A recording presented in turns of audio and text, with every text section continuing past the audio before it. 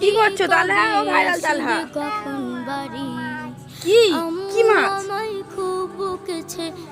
কি ধরেছে মাছটা?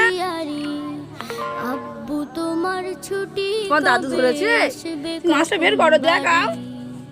আম্মু আমায় বের করি মাছটা বের করি। তুমি এই মাছটা পছন্দ করো?